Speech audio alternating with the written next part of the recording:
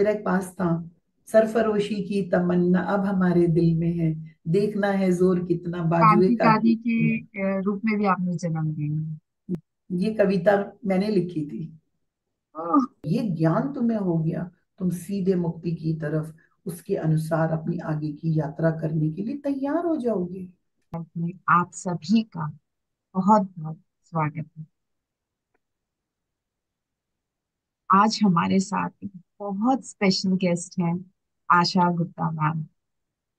वैसे तो ma'am introduction के कोई मोहताज नहीं है। हम सभी उनको बहुत अच्छे से जानते हैं और हम सभी के दिलों का बहुत खुशी है। तब भी मैं उनके बारे में आप सभी को बताना चाहूंगी। है आशा गुप्ता मैम लेखिका, संपादिका, कलाकार, सार्वजनिक वक्ता है। वे कार्यशालाओं, पुस्तकों, पत्रिकाओं और समाचार पत्र और सीडी के माध्यम से दुनिया भर में अपने ध्यान, आध्यात्मिक और पिरामिड प्रतिमान को फैलाने के लिए प्रतिबद्ध है। उन्होंने 1976 से 1980 में श्रीमती लेफ्टिनेंट सरला मुद्गल जी के साथ सामाजिक कार्यकर्ता के रूप में काम किया है। महिला कल्याण के लिए, जैसे बेटी बचाओ, दहेज आदि के लिए भी काम कर रहा है। आपको पता है हमारी जो प्रधानमंत्री थी इस समय, इंदिरा गांधी, उनसे भी मुलाकात करी है। राष्ट्रपति ज्ञानी जेल जिनसे भी मुलाकात। मैम तो स्टार्टिंग से ही ध्यान प्रचार में, लेकिन पहले वो समाज के लिए कार्य कर रही थी, उसके बाद उन्होंने ध्यान प्रचार के लिए कार्य। उन्होंने डिजाइनिंग, परामर्श, चित्रकारी, मंडला कला, श्वास कार्य, समोन, हिप्नोटिज्म, ध्यान, मन चेतन और अवचेतन जैसे आध्यात्मिक कार्य का गहन ज्ञान है। 2010 से PSSM और USM, mastermind international, world peace foundation और दिल्ली, हरियाणा और यूपी की कुछ एनजीओ से भी जुड़ी हुई है। आशा गुप्ता जी मैम ने संकल्प शक्ति और वाक क्षेत्र का तेलुगु में, हिंदी में अनुवाद, दो पुस्तकें थी जो कि तेलुगु में थी और मैम ने उसको हिंदी में ट्रांसलेट। उन्होंने नवयुग में पिरामिड ऊर्जा लिखी है। इसका विमोचन 10 मार्च 2014 को गीजा में हुआ। रियली मैम अमेजिंग, आप गीजा गए और वहां आपने इसका इंट्रोडक्ट वो इसको इंट्रोड्यूस करा। It's really amazing ma'am. Ma'am योगी भवाजू नामक और योगिनी की आत्मकथा 10 अप्रैल 2016 से प्रकाशित हुई है। वे ध्यान भारत की मुख्य संपादिका है, जो PSSM की मासिक हिंदी पत्रिका भी है। 2011 में आशा गुप्ता ने पिरामिड लाइट की स्थापना की। इसका मुख्य उद्देश्य पिरामिडों की चमकीली रोशनी में पूरी दुनिया को प्रकाशित करना था। उनका लक्ष्य प्रत्येक व्यक्ति के आध्यात्मिक ज्ञान के माध्यम से एक शांतिपूर्ण और स्वस्थ जीवन प्राप्त करना है। उन्होंने आशा फाउंडेशन की स्थापना करी है और वो आशा फाउंडेशन के द्वारा वो बहुत से कार्य सामाजिक और धार्मिक कार्य कर रहे हैं। आइए हम वेलकम करते हैं आशा गुप्ता मैम का। वेलकम मैम, कोटि कोटि आपने। नमस्कार माय डियर फ्रेंड्स, नमस्कार।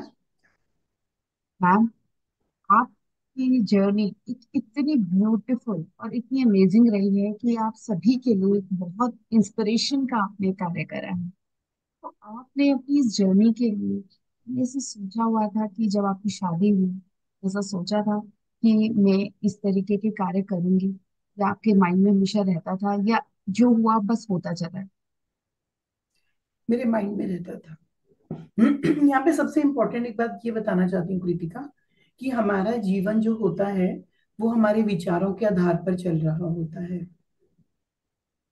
जब तक तुम्हारे जीवन में जैसा विचार होगा वैसा ही आपका जीवन होगा। मेरा बचपन से ही मेरे जीवन में मेरे जीवन की एक भूमिका थी, मेरे जीवन का एक उद्देश्य था। मेरा जीवन उसका पीछा कर रहा था, उसका अनुसरण कर रहा था। तो ये निश्चित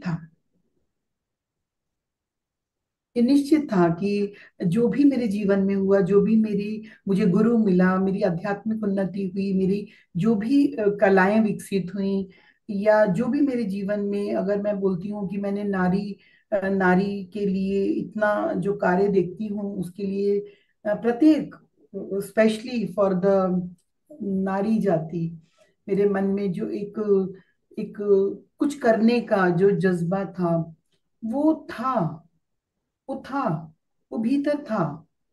अब भीतर था, जैसे एक बीज के अंदर संभावना होती है, बीज के अंदर बहुत सारी चीजें होती हैं जो विद इन होता है, विद इन। आपका टाइटल है divinity within, it is within only. So ऐसी एक बीज में विद इन होता है बच्चे, उसके अकॉर्डिंगली उसके कलर्स निकलते हैं, उसकी कलाएं विकसित होती हैं, वो फल बनता है, वो वृक्ष बनता है। तो मुझे लगता है कि सब कुछ विद इन था। वो समय के साथ साथ निखरता चला गया, बनता चला गया, फैलता चला गया। हम आपका ध्यान से पहले का जीवन कैसा था और आप ध्यान में कैसे आए? ध्यान से पहले का जीवन, मेरा ध्यान से पहले का जीवन बहुत सुंदर था। मेरा ध्यान से पहले का जीवन ज्ञान भरा था। मेरा ध्यान में आने से पहले जीवन मुक्तिदायक जीवन था, क्योंकि मुझे गुरु मिल चुका था। तो मेरी स्थिति अहम ब्रह्मास्मि की हो चुकी थी। मेरा जीवन एक ऐसा जीवन था जो देने में लगा हुआ था, क्योंकि मुझे मेरे गुरु ने व्यास की गद्दी पर बिठा दिया था। मैं कम से कम जब ध्यान में आई, उससे कम से कम 18 साल पहले तक से मैंने दिल्ली के विभिन्न इलाकों में ज्ञान देना शुरू कर दिया था, क्योंकि ये कार्यभार मुझे गुरु ने सौंपा था। और अगर उससे भी पहले का जीवन देखोगे, तब भी मैं अगर अपना जीवन देखती हूँ, क्योंकि मैंने 15 साल की उम्र में अष्टावक्र गीता पढ़ी थी, तो मैं ये कहती हूँ कि मेरा जीवन जन्म के साथ ही आध्यात्मिक जीवन रहा है। और जीवन में प्रश्न बहुत थे, बहुत प्रश्न थे, एक खजाना था प्रश्नों का, जिसके मुझे सभी प्रश्नों के उत्तर चाहिए थे। तो मेरा जीवन ऐसा कह सकते हो कि अर्जुन की तरह था।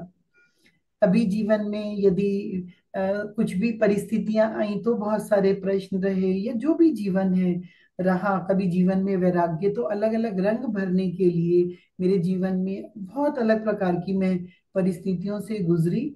और मुझे जीवन में, परिवार में अगर मैं देखती हूँ, जीवन, बचपन का जीवन, वैवाहिक जीवन, बाद का जीवन, तो मैं ये देखती हूँ कि सारा जीवन जैसे मेरे अंदर एक अलग अलग प्रकार के रंग भर रहा था। अगर मैं कहती हूँ शादी के बाद मुझे जॉइंट फैमिली मिली, अगर मैं 50 जनों के संग रह रही हूँ एक ही परिवार में, तो आज तो बोलेंगे जिला घोषित कर दिया भाई, इतना बड़ा परिवार हो गया। नहीं, ये घर है, 50 जनों का एक घर है। तो ऐसे परिवार में मेरी शादी हुई थी। एक बहुत बड़ा, एक बहुत ही उच्च घराने में मेरी शादी हुई थी। तो वहां मुझे जो सीखने को मिला वो कोई किताब नहीं सिखा सकती, कोई भी किताब नहीं सिखा सकती। दूसरे से प्रेम करना, दूसरे के लिए क्या तुम कर सकते हो, बड़ों को साथ लेके और छोटों को साथ लेके, और अपने हम उम्र के एक जैसे लोगों के साथ में, अलग अलग व्यवहारों के साथ में तुम अपने जीवन को कैसे संतुलित करके रह सकते हो। तो इससे बड़ा क्या हो सकता है, ये जीवन ही सिखा सकता है। तो ऐसा जीवन मेरा रहा कि बहुत ही बड़ी फैमिली में रहना, और बहुत प्यार से रहना, बहुत मिलकर रहना, ऐसे करके। ये नहीं कि बहुत ज्यादा, मतलब हम उस उधर ही मेरी कलाएं सारी विकसित हुई बचपन में, जो चीजें थी। तो मिलके हम एम्ब्रॉयडरी कर रहे हैं, तो 15 लेडीज जैसे हमारी, ये समझो आज मैं वाइट सिस्टरहुड की अगर स्थापिका हूँ, तो मैंने वो सिस्टरहुड किससे सीखा, अपनी सिस्टर से सीखा। मैंने वो अपनी सिस्टर इन लॉज के साथ में सीखा। मैंने वो अपनी दरानी जेठानी नंदो, मदर इन लॉज, एक किसी की आज एक मदर इन लॉ के संग बनने का मुश्किल हो जाता है, हमारी 6 6 मदर इन लॉज थी। तो 6 मदर इन लॉज के साथ में इतने सारे के। तो मुझे लगता है कि किस तरह के परिवार में ये जो हमें जीवन देता है, वो हमारी नींव बनती रहती है। जब तुम इस तरह की चीजों को लेके रहते हो, तुम्हें समर्पण, जो क्वालिटीज हैं तुम्हारी, ममता, प्यार, केयरिंग, शेयरिंग, देना, दूसरे को यस आगे मीन्स कैसे मान देना। तो ये इस तरह का मेरा जीवन रहा। यस। और आई एक एम तरह से रियली अगर हम ये देखते हैं कृतिका की आध्यात्मिक जीवन, क्योंकि मेरे बचपन में जो क्वेश्चंस थे, जैसे कि इस तरह से मृत्यु के पश्चात क्या होगा, क्या होता है जीवन, हम सब कहाँ चले जाएंगे, तो इस तरह के जो प्रश्न थे जो मेरी और फिर जैसे मैंने बीमारी को, जिसे कहते हैं, अपने जीवन में देखा, आना देखा, जाना देखा, इस तरह का जो मेरा रहा, एक बैकग्राउंड रहा, उसमें गुरु की तलाश रही, और गुरु मिला, और ज्ञान मिला, और एक इस तरह का मुझे वो मिला कि एक इतना बुद्धि के स्तर पर, जिसे मैं बोलूंगी, क्योंकि मैं बहुत ज्यादा पढ़ाई करना चाहती थी एकदम। मुझे ऐसा लगता था कि मैं बहुत ज्यादा व्यापार करना चाहती थी। लेकिन आज सोचती हूँ तो देखती हूँ, सोचती हूँ इससे बड़ा व्यापार क्या हो सकता है जो मैं अब कर रही हूँ। मैं एक्सपोर्ट इंपोर्ट का बिजनेस करना चाहती थी, लेकिन आज जितना अगर मैं देखूंगी ऑल अराउंड द ग्लोब जो व्यापार कर रही हूँ, तो मुझे इस बात का कोई वो नहीं है। मैं स्कूल खोलना चाहती थी, मैं स्कूल की प्रिंसिपल बनना चाहती थी। तो मैं अपना जीवन ये देखती हूँ कि जीवन जो तुम्हारे बचपन से तुम्हारे अंदर होता है, ये जो तुम्हारा सपना होता है, तुम करना चाहते हो, तो आज मैं ये पाती हूँ जैसे सब पूरा हो चुका है, सब पूरा हो गया। इस तरह का जीवन रहा। कोई ऐसा ट्रिगर होता है ना हमारी लाइफ में जो आता है और हम एकदम से आध्यात्मिकता से जुड़ जाते हैं, हाँ, वो कुछ हाँ, बताना चाहेंगे तो? हाँ, हाँ, यस। तो यहाँ पर जो मेरे जीवन के बारे में जो प्रश्न है कि हमारे जीवन में कुछ ऐसे घटना घटे या कुछ ऐसा हो और वो तुम्हें आध्यात्मिकता की तरफ मोड़ दे, तो यहाँ पे मैं एक बात ये बताना चाहती हूँ कृतिका, कि जन्म के साथ में ही, बाय बर्थ, मेरे मन में डर था। मेरे को ऐसा लगता है बचपन से एक एनर्जी थी जिसको मैंने होल्ड कर रखा था, वो था डर। वो डर इस बात का था कि मृत्यु के पश्चात क्या होगा। मैं उसका जीवन जानना चाहती थी, एक मेरे मन में क्वेश्चन मार्क था। अब क्योंकि 6-7 साल की उम्र से मैं इस प्रश्न के साथ बड़ी हो रही थी, उत्तर मिल नहीं रहा था, तो मेरे जीवन में वो प्रश्न कहीं छिपा हुआ था, दबा हुआ था। क्योंकि मम्मी से पूछती थी, बच्चे किससे पूछेंगे, माँ से पूछेंगे। मम्मी उत्तर नहीं दे पा रही। मम्मी बोलती थी कि बस 84 लाख जन्म होते हैं, हम बार बार आते हैं, बार बार जाते हैं, तो बस फिर मर जाते हैं, फिर चले जाते हैं, फिर आ जाते हैं। अब मेरे मन में ये बात होती थी कि मेरा वो सब कुछ हो गया। मैं बोलती थी अब मैं फाइनल पे हूँ, और अब बताओ मेरा क्या होगा। तो वो बोलती थी फाइनल पे कैसे आ गई, अब तुम्हें कैसे पता तुम फाइनल पे हो, लाइक भाई तुम्हें कैसे पता तुम फाइनल पे हो, अभी तो 84 लाख जीवन होते हैं। तो मैं बोलती थी हो चुके मेरे 84 लाख, अब क्या होगा। तो वो उत्तर नहीं दे पाती थी, घबरा जाती थी मम्मी। तो बोलती थी जाओ जाओ खेलो खेलो खेलो। अब खेलो खेलो तो खेलो, लेकिन मेरा तो यही खेल था कि ये खेल खत्म कब होगा, खेल खत्म हो कब। अब क्या हुआ जब ये प्रश्न है, और उधर जो ट्रिगर वाला पॉइंट आता है मेरे जीवन में, वो तब आता है जब मेरा छोटा भाई, उसको ब्रेन ट्यूमर होता है। घर में मेरे छोटे भाई को ब्रेन ट्यूमर हो जाता है। उसकी 3 बार ब्रेन की सर्जरी होती है और वो कॉमा में चला जाता है। अब मैं घर में अपने छोटे भाई को देख रही हूँ, वो कॉमा में है और घर पे है। वो जीवित है लेकिन वो जीवित नहीं है। वो जीवित है, सांस ले रहा है इसलिए जीवित है, लेकिन वो कुछ भी जीवित वाला काम नहीं कर रहा। वो मुझसे खेल नहीं रहा, मुझसे बात नहीं कर रहा।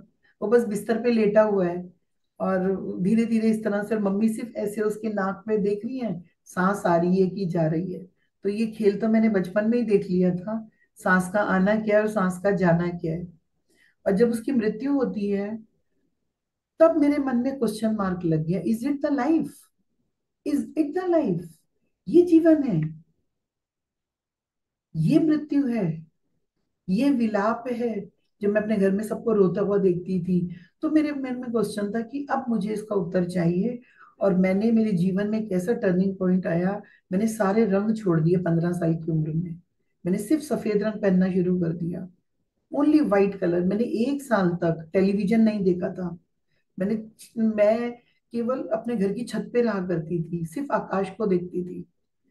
मैं कॉलेज में, मैं अपने 12th पास कर चुकी थी, और मैं कॉलेज में, और मैंने कभी किसी को बताया नहीं था, किसी को नहीं बताया मेरे ब्रदर की डेथ हो गई। बिकॉज मुझे ऐसा लगता था सब सुख के साथी होते हैं, दुख का साथी कोई नहीं होता।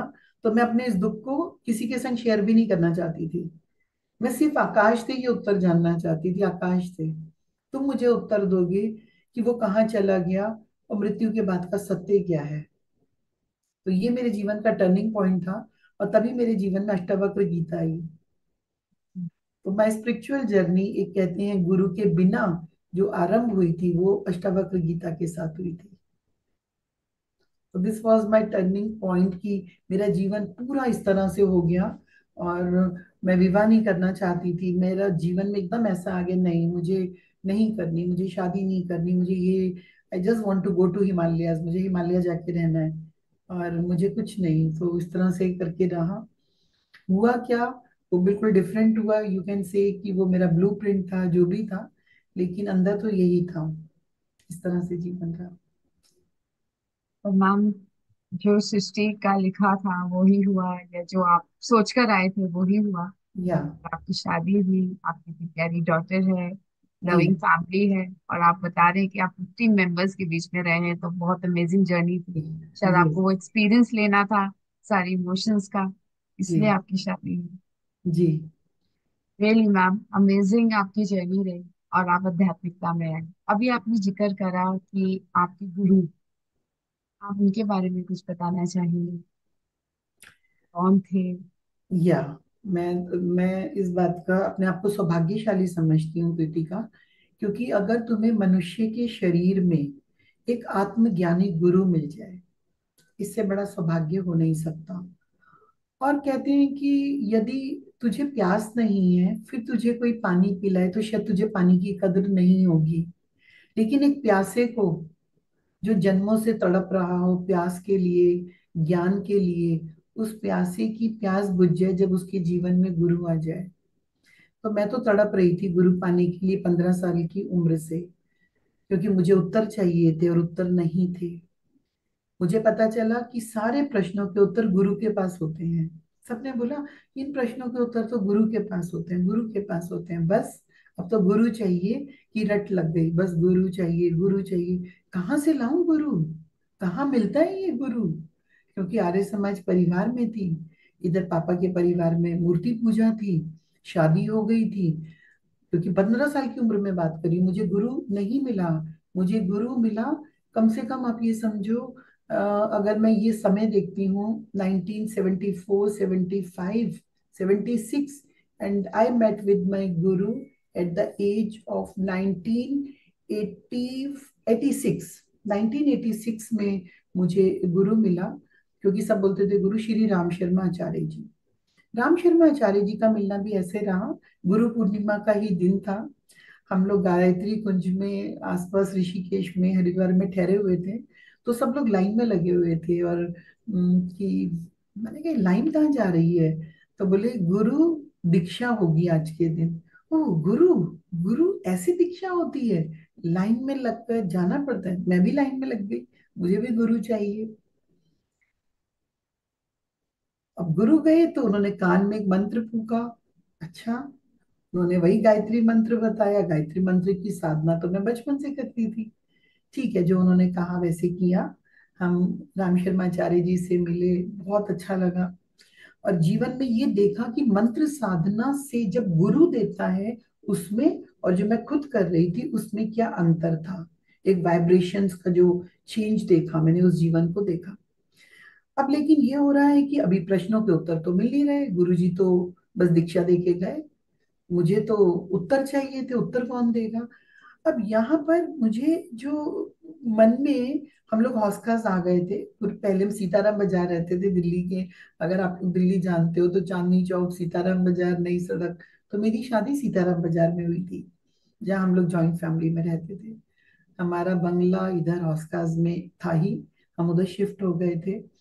तो ये जो मन में गुरु वाली चीज थी, ये मेरी आकर हुई पूरी 1994 में। आप सोच के देखो, पूरे के पूरे कम से कम 8 साल बाद, 8 साल बाद जो मुझे गुरु मिला। मैं चल रही थी घर के बाहर, मॉर्निंग वॉक कर रही थी कृतिका, और मुझे आवाज आ रही थी भजन की। भजन की आवाज आ रही है, सब गुरु गुरु का कोई भजन गा रहे हैं। तो मैं मंदिर की बेसमेंट में उतरती हूँ, देखती हूँ, तो बोलते हैं कि यहाँ तो गुरु का सत्संग होता है। मैंने कहा गुरु, अरे गुरु ही तो चाहिए, चलो तो यहाँ जाके बैठ जाते हैं। मैं जाके बैठ गई। अब जाके बैठ रही हूँ, देख रहे हैं गुरु का ज्ञान चल रहा है, तो बड़ा अच्छा लग रहा है, मेरी आत्मा को बहुत अच्छा लग रहा है। मैंने आना जाना शुरू कर दिया। लेकिन अभी ये था कि ये गुरु है कौन, क्योंकि दिखाई तो देता नहीं था। उसकी सीढ़ी चलती थी, और सब लोग बैठे हुए हैं, 100 जने बैठे हुए हैं, सुन रहे हैं, क्वेश्चन आंसर चल रहे हैं, क्वेश्चन आंसर चल रहे हैं। यहाँ पर उन्हीं दिनों में क्या हुआ, बहुत मजेदार बात हुई। एक व्यक्ति की मुझे पता चला 27 साल में डेथ हो गई है। तो सब बोल रहे वहां जाना है, उनके घर जाना है। तो जैसे ही मैं उनके घर पहुंचती हूँ, डेड बॉडी मेरे सामने है, हम सब बैठे हुए हैं। अब मैं ये सीन देख रही हूँ जिसने मेरे जीवन में वो चेंज किया कि माँ नहीं रो रही है, पत्नी नहीं रो रही है, कोई भी रो ही ना है रहा है, और सामने मुर्दा लेटा हुआ है। Oh my God. अब यहाँ पे मेरी लाइफ में ये चल रहा था कि मेरे फादर, जिन्हें मैं सबसे ज्यादा प्यार करती थी, उनको प्रॉब्लम हो चुकी थी शरीर में, उनकी किडनी खराब हो गई थी। और ऐसा लगता था कि जैसे उनका कितना जीवन रहेगा। और मुझे लगता था मैं अपने पिता के बिना जिंदा नहीं रह सकती। अगर उनको कुछ हो जाएगा मैं साथ में जाऊंगी, मुझे नहीं रहना अपने फादर के बिना। मैं इतना प्यार करती थी। और यहाँ पर मेरे मन में क्वेश्चन मार्क हो गया, ये रोते क्यों नहीं है, ये रोते क्यों नहीं है। आज मेरे भी पिता जाएंगे और मैं सोचती हूँ मैं जिंदा नहीं रह पाऊंगी।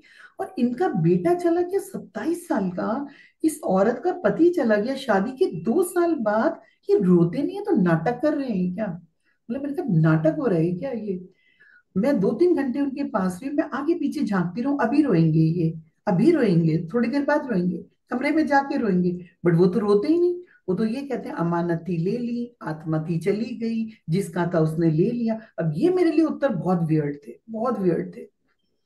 तब मैंने कहा भाई इनके पास जो ज्ञान है, ये जो खजाने से भरे हैं, वो मैं लेकर रहूंगी। क्यों? मुझे पता था मेरे फादर जाएंगे, आज नहीं तो कल जाएंगे, इस साल नहीं तो अगले साल जाएंगे। मुझे आपके अपनी वो फादर बीमार थे? हाँ। फादर बीमार रह रहे थे जो आपको आइडिया फादर था? के आपके फादर बीमार रहते थे जो आपको आइडिया था कि? पापा को शुगर की प्रॉब्लम थी, कृतिका। लेकिन तब डॉक्टर्स ने बताया इनकी किडनी पे असर आ रहा है, और पापा को ब्लड कैंसर हो गया था। पापा को ब्लड कैंसर हो गया था, तो डॉक्टर ने कहा ब्लड कैंसर की वजह से नहीं जाएंगे, क्योंकि बहुत स्लोली इफेक्ट करता है बॉडी पे। बट क्योंकि किडनी में प्रॉब्लम आ रहा है, तो अगर कितना सरवाइव करेंगे। और पापा ने मना कर दिया था, मैं डायलिसिस नहीं करवाऊंगा, मैं डायलिसिस नहीं करवाऊंगा। And he left his body after first dialysis. उन्होंने जैसे सोचा उनके संग वैसे ही हुआ था। तो मेरे लिए अब यहाँ पे गुरु जब आता है, देखो सी क्या एंट्रेंस है। मतलब मैं तो ये सोचती हूँ क्या एंट्रेंस है, बचपन से मृत्यु के बाद क्या। और यहाँ पे जब मैं वो ज्ञान सुन रही हूँ, और वो ज्ञान सुनने के बाद पक्का हो रहा है, अंदर जा रहा है, अंदर जा रहा है, अंदर जा रहा है। और वो ज्ञान मैं अपने फादर को सुना रही हूँ। See the beauty, you know, the beauty of life. एक तरफ मैं सुन रही हूँ, और देविका उस समय 1-1.5 साल की थी। ड्राइवर आ रहा है, मैं देविका को ले रही हूँ। हम लोग तब रहते थे जमुना पार। जमुना पार बोले तो ये जगह थी शांति कुंज, शांति कुंज नहीं, ये दिल्ली के इधर प्रीत विहार के पास, कड़कड़डूमा के पास। तब मेरे फादर वहां रहा करते थे। हम पूरा दिन, I am at my mother's place, और मैं वहां पे पूरा वो जो ज्ञान सुनती थी, वो पापा को सुनाती थी। पापा अब ये शरीर पुराना हो गया है, ये वस्त्र पुराने हो गए, इनको त्याग दीजिए। At the age of 52, my father was just that time, I think 55, 56। और मैं उनको ये बोल रही हूँ कि पापा ये वस्त्र पुराने हो गए, त्याग दीजिए, अब आपको नवीन जीवन मिलेगा, आप सुंदर जीवन लेकर आओगे। तो मम्मी माथा पकड़ के रोती थी, कौन बेटी होगी दुनिया की जो अपने फादर को बोल रही है इन वस्त्रों को त्याग दीजिए। क्या बात करती है ये, कहाँ की बात करती है ये। तो इस तरह से बहुत प्यारा रहा ज्ञान के, मतलब मजा ही आ गया। तो मैं गुरु के बारे में ये कहूंगी कि बहुत भाग्यशाली होते हैं जिन्हें आत्मज्ञानी गुरु मिलता है। और मुझे गुरु फीमेल फॉर्म में मिला था, प्रोमिला भगवान मेरे गुरु जी का नाम। जो मिले थे वो लखनऊ में रहते थे गुरु जी। और दादा भगवान का सत्संग बोल के पूरे विश्व विख्यात है। और जो दादा भगवान थे, वो जो हम ये देखते हैं अपना ब्रह्म कुमारीज वाला जो सत्संग देखते हैं, उनमें जो गुरुजी हैं जो बैठते हैं, उन दोनों ये साड़ू भाई थे जो हमारे दादा भगवान थे। तो वो हीरो के व्यापारी थे, और हमारे प्रमिला भगवान उनके शिष्य थे। तो मैं लखनऊ जाया करती थी और ज्ञान सुना करती थी। तो उन्होंने ही वो ज्ञान, 17 साल तक मैं उस सत्संग में रही। और आज भी मेरे गुरु, अगर मेरे मुंह पे नाम आएगा गुरु, तो मेरे मुंह पे प्रमिला भगवान का, गीता भगवान का ही नाम आएगा। क्योंकि वो कार्य जो एक गुरु करता है, जो मिट्टी को बनाता है, सुराही बनाता है, वो कार्य, गुरु का कार्य प्रमिला भगवान ने किया। और वो गुरु ऐसे थे कि जिसे कहेंगे कि डांटने वाले भी, गुस्सा करने वाले भी, बनाने वाले भी, चटनी बनाने वाले भी, और तुम्हें बिल्कुल रौंद के प्यार करके संभाल के, अंदर बाहर से जैसे घड़ा बनाते हैं, अंदर से बाहर से सब करके। तुम सोच के देखो कि तुम्हें परिवार से सपोर्ट नहीं मिल रहा, और तुम्हारा 2 साल का बच्चा है, और तुम्हारे मन में सिर्फ ज्ञान को पाने की लगन है, उसमें तुम 6 बजे उठ के सत्संग में जाके बैठ रहे हो, विरोध होने के बाद भी तुम गुरु के पास जाते हो, सत्संग सुनते हो नियमित रूप से। फिर जब तुम ज्ञान देना शुरू करते हो तो दिन में 3 टाइम सत्संग, सुबह 6 बजे, दिन 11 बजे, दिन 4 बजे। तो ये सब गुरु की कृपा के बिना नहीं होता, कृपा के हाँ। बिना नहीं होता। एक शब्द आता है ब्लिस। तुम कमाई कर लोगे, पढ़ लोगे, किताबें भी पढ़ लोगे, बोलना भी सीख लोगे। क्या है बोलना, क्या है, कला है, बोलो, जितना बोलना है बोलो, देख के बोलो, समझ के बोलो, प्रैक्टिस करके बोलो, बोलना है, कला है। लेकिन जो ब्लिस मिलती है गुरु की, वो कृपा, उसको तो ये समझो कि बस एक ऐसी चीज है जो कि हो जाती है उनकी। बस तुम अपने आप को एक लायकी समझो। तो ये कहना चाहूंगी गुरु। फिर पत्री सर मिले 2010 में। पत्री सर को मैंने गुरु कभी नहीं समझा, कभी नहीं समझा मैंने उन्हें गुरु। सब बोलते, बल्कि गुप्ता जी के गुरु बन गए थे, मेरे पति के गुरु बन गए थे पत्री सर। मैं सर को हमेशा बोलती थी, सर आपको लेके अगर मैं बोलूं आपको गुरु, तो ये सच नहीं होगा, मैं आपको गुरु नहीं मान सकती एक्चुअली में। तो पत्री सर ने कहा तुम मान भी नहीं पाओगे मुझे गुरु। मैंने कहा कारण क्या है? बोले क्योंकि बुद्धा की लाइफ में तुम और मैं मित्र थे, तुम मित्र थे, तुम और मैं दोस्त हुआ करते थे। जब हम दोस्त होते थे तो मुझे गुरु कैसे मानोगी? फिर कई साल बीते पत्री सर के साथ, 2010, और अपना कार्य, मेरे जीवन का उद्देश्य आया, सब आया। 2-3 साल बाद जैसे कुछ चीजें ऐसी मैंने पत्री सर के अंदर चीजें देखी, महसूस किया। तो 3-4 साल बाद एक पल के लिए मेरे मन में एक वो फीलिंग आई। तो मैंने पत्री सर को, और गुप्ता जी मुंह पे बोलते थे पत्री सर के, सर ये आपको गुरु नहीं मानती है, ये आपको यार कह के बात करती है। कोई यार कह के बात करेगा? हाँ यार, चल यार, ये वो। तो 4-5 साल के बाद वो लिहाज आया। और जब सर का एकदम बड़े बड़े ऐसे करके देखा, तब मैंने सर को बोला कि सर अब मन में आपके लिए होता है, लेकिन मेरे गुरुजी वही हैं। ऐसे बोलती थी, मेरे गुरुजी वही हैं, बनाया उन्होंने ही है, आपके संग मेरे जीवन का उद्देश्य शुरू हुआ है, लाइक दैट। तो पृथ्वी सर को भी गुरु मानती हूँ। फिर तो महाअवतार बाबा जी मेरे जन्मों जन्मांतरों के गुरु मिले। महाअवतार बाबा जी आज अगर बोलूंगी तो मैं यही बोलूंगी कि वो जो परम चेतना है वो मेरा गुरु है। वो जो शिव तत्व है, वो जो सृष्टि करता है, वो मेरा गुरु है। आज गुरु का शब्द मेरे लिए इतना व्यापक हो गया है। गुरु जो तत्व है वो कैसे अलग अलग फॉर्म में मेरे सामने आए, क्योंकि गुरु कोई रूप नहीं है, कोई आकार नहीं है। जब पत्री सर आए वो उस रूप में आए जिन्होंने मुझे उस पॉइंट पे खींच के ले गए कि तेरे जीवन का उद्देश्य क्या है। बुद्धम शरणम गच्छामि, धम्मम शरणम, संघम शरणम। पत्री जी ने मुझे संघ के साथ जोड़ा, मैं संघ के साथ जुड़ी। और उसके बाद तुम अपने मिशन पे निकल जाते हो, जिसके लिए तुम आते हो, जो तुम्हारा अपना मिशन होता है। जी मैम, आप ध्यान से जुड़े, ज्ञान से जुड़े, आप मृत्यु के बाद के ज्ञान से जुड़े, आपने एक्सेप्ट करना सीखा, और आपके जीवन में ऐसी भी घटना घटी जहां आपने साक्षात एक्सेप्ट करा, आपने औरों को भी करवाया। बहुत अमेजिंग इस मृत्यु के ज्ञान को समझा, और बहुत अमेजिंग है मैम। मैम, जब आप ध्यान से जुड़े या आपने ध्यान प्रचार से जुड़े, कामा से के साथ आप कनेक्ट हुए, तो आपके जीवन में किस तरीके से क्या बदलाव आए? आपने क्या अपने अपने अंदर फीलिंग्स फील करी कि हाँ, अब मेरे अंदर ये चेंजेस आ रहे हैं? मेडिटेशन के बाद अगर मैं देखती हूँ, बिकॉज अगर मैं मेडिटेशन से पहले देखती थी कृतिका, क्योंकि आत्मा वाली स्थिति हो चुकी थी, हम ब्रह्मास्मि की स्थिति हो चुकी थी, सबको आत्मा कर कर देखती थी। और एक जीवन एक, बिल्कुल जिसे कहते हैं कि कैसा जीवन, क्योंकि इनलाइटमेंट वाली घटना मेरे जीवन में पहली बार 2008 में घट चुकी थी। और इनलाइटमेंट 2010 में पत्री सर ने जब बोला, बिकॉज मुझे तो ध्यान के अनुभव का अर्थ भी नहीं पता था।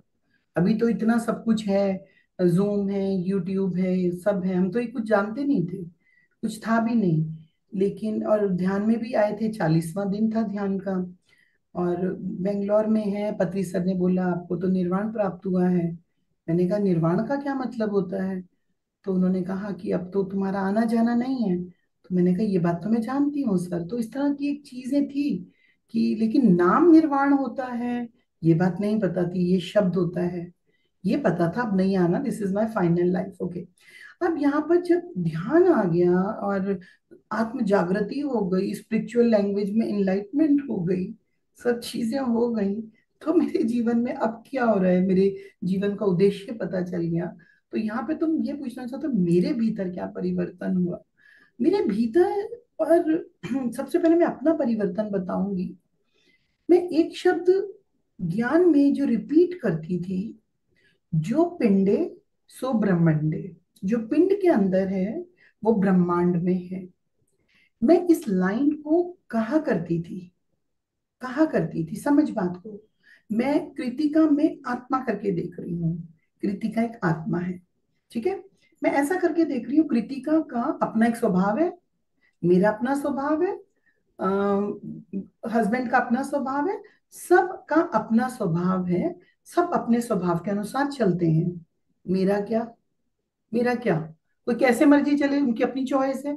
तो ये सब चीजें थी, लेकिन यहाँ पे ये जो लाइन थी, जो पिंड में है आत्मा, जो तुझ में है आत्मा, वो ब्रह्मांड में है। समझ बात को, बिकॉज मुझे एस्ट्रल ट्रेवल, मुझे सूक्ष्म शरीर, बिकॉज थर्ड आई से एक्सपीरियंस बचपन में कई हुए थे, ड्रीम स्टेट को जानना एंड देखना, चीजों को देखना, दूर बैठी हुई चीजें मुझे दिखती थी, समझ में नहीं आता था इसका अर्थ क्या है। यहाँ पथरी सर के जुड़ने के साथ, ध्यान में आने के बाद, 40 दिन किया, मेरा सारा सूक्ष्म जगत खुल गया। Now I am understanding what is the third I, what is x, जो ब्रह्मांड है उसको मैं देख पा रही थी यार, मैं देख पा रही थी। मैं, आप ऐसा समझो, मैं एस्ट्रल ट्रेवल करके मार्स में चली गई। आई have scene so many lives की पिरामिड्स, क्योंकि मेरे जीवन का उद्देश्य पिरामिड बनाना था। मैंने सब, क्योंकि जब मैं वैली में मिलती हूँ, मैं पथरी सर से मिलती हूँ, मैं पिरामिड से मिलती हूँ, पिरामिड ने मुझे वहां बुलाया था। मैं पिरामिड वैली पिरामिड के लिए गई थी कि इससे मेरा संबंध है, मेरा पिरामिड से संबंध है। मेरे को महावतार बाबा जी से मेरा संबंध है, वहां मैंने पहली बार महावतार बाबा जी को देखा। तो मुझे क्या हुआ, मेरे पुराने जन्मों के गुरु, मेरी पास्ट लाइफ्स को देखना, मेरा मेरा उस ब्रह्मांड को देखना, नक्षत्रों को देखना, तारा मंडलों को देखना, जाना, और ये देखना कि yes I can travel to your house, Ritika अभी तेरे घर में क्या हो रहा है, मैं देखकर आ गई। मैं एक ही स्थान पर यहाँ पे भी हूँ, मैं वहां पर भी हूँ। आप समझ रहे हो?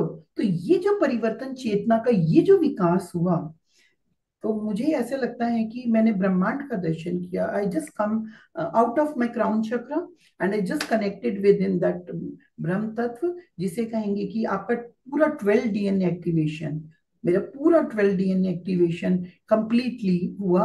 और मुझे इस बात के लिए, जो एरिक बर्गलैंड थे, जो कि हम उनको एंजल बोला करते थे, माउंट शास्त्रा से आते थे, वो हमारे घर पे ठहरे थे। तो वो कुछ टेस्ट करते थे कि तुम कौन सी डायमेंशन तक चले गए हो, तुम्हारी बॉडी टेस्ट होता था। तो बिकॉज वो हमारे पास, उन्होंने बोला मेरे को होटल में नहीं रहना, हमने उनके लिए होटल बुक किया, लाइक दैट दैट। तो यहाँ पे जो मेरा दुनिया के मास्टर्स के साथ में मिलना हुआ, आई कैन से कि, अगर मैं बोलती हूँ कि मैं, पत्री सर जिनको गुरु बोलते थे, उनका नाम था, जिन्होंने ये वाला किताब लिखा था, द कॉन्वोल्यूटेड यूनिवर्स, उनका नाम क्या है, एम से कुछ उनका नाम है। जो पास्ट लाइफ सेशन रिग्रेशन जो करती थी, बिकॉज हम वैली में जाया था। Newton sir. No no no no, some lady is there, अभी शी इज नो मोर, अभी हम फिजिकल प्लेन पे नहीं है। उनकी बहुत सारी पुस्तकें हैं, बहुत सारी। तो यहाँ पर मुझे जो कहेंगे, और मजे की बात है, पहले मैं पूर्व जन्म को बिल्कुल देखना फिजूल समझती थी, फिजूल।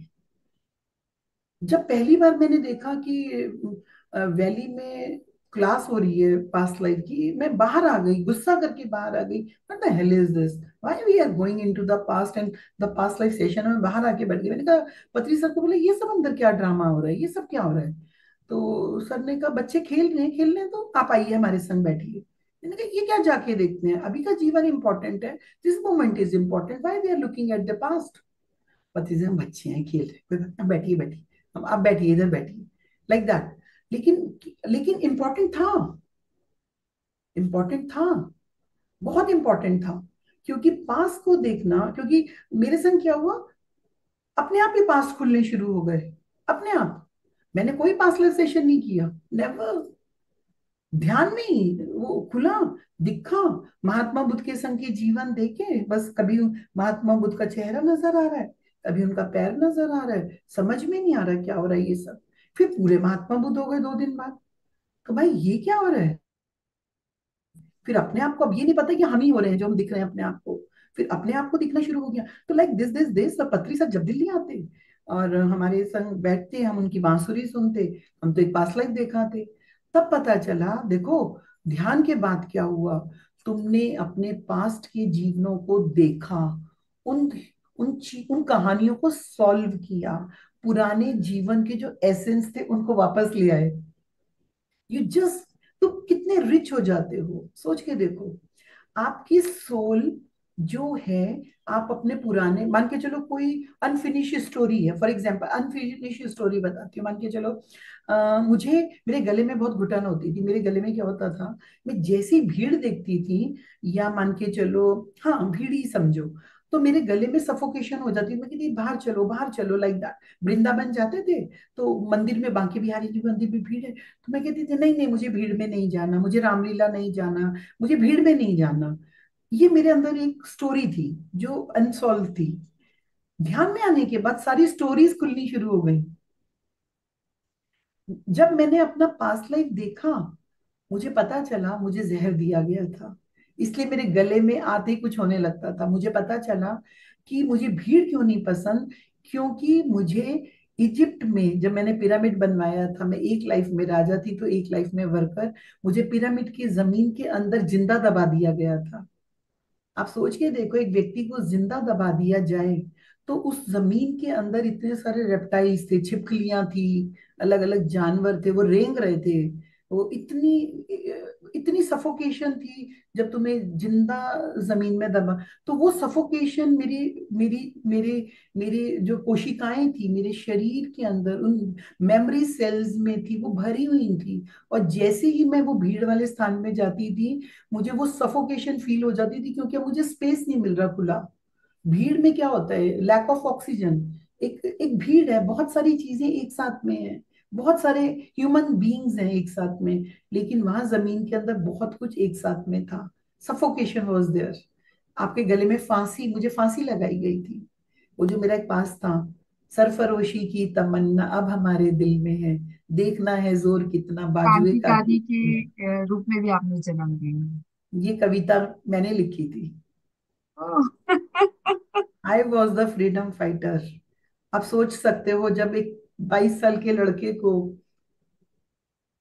फांसी पे लटका दिया जाए, देशभक्त को, तो वही जज्बा इस जीवन में था। आज भी ध्यान भारत ही मुझे क्यों दी गई, सोच सकते हो। भारत के लिए ही तो कुछ करना था। सोच सकते हो कि जिसने पूरा जीवन अमेरिका में बिताया और गुरु ने कहा जा बच्चा, अमेरिका जाके ध्यान का प्रचार करना है, और क्या वजह रही होगी जिसने 1 मिनट में अपनी सांस को हार्ट अटैक का नाम देके छोड़ दिया होगा, क्योंकि बात तो भारत की हो रही थी। क्यों आया होगा वो धरती पर इस समय। हम इन सब चीजों को जोड़ते हैं, ये हमें ध्यान ही बताता है कि हमें वो कौन सा प्रेम होता है धरती के लिए, लोक कल्याणकारी के लिए, जो हमें वापस ले आता है, हमें वापस ले आता है। ये सब बातें ध्यान के माध्यम से ही तो पता चली। और ध्यान सिखाना ही इस जीवन का उद्देश्य था। तो जो मेरे जीवन का, मेरा परिवर्तन था, ये मेरा परिवर्तन है, माई चेंज। अब तुम मैंने रिलेशनशिप की बात करते हो, हम्म, मेरी बेटी मेरी दोस्त कभी नहीं थी, मेरी बेटी मेरी दोस्त नहीं थी, मेरी बेटी थी। मेरा जीवन ऐसा रहा था, क्योंकि मुझे, मैं गुरु के पीछे भाग रही थी। मेरा बच्चा उस समय 1 साल का था, मेरा बच्चा उस समय 2 साल का था। मैं अपने बच्चे को इस तरह से देखती थी कि देखूंगी तो कहीं इसके मुंह में ना पड़ जाऊं। मैं देविका को निहार के देखती भी नहीं थी। मैंने उसको निहार के नहीं देखा था।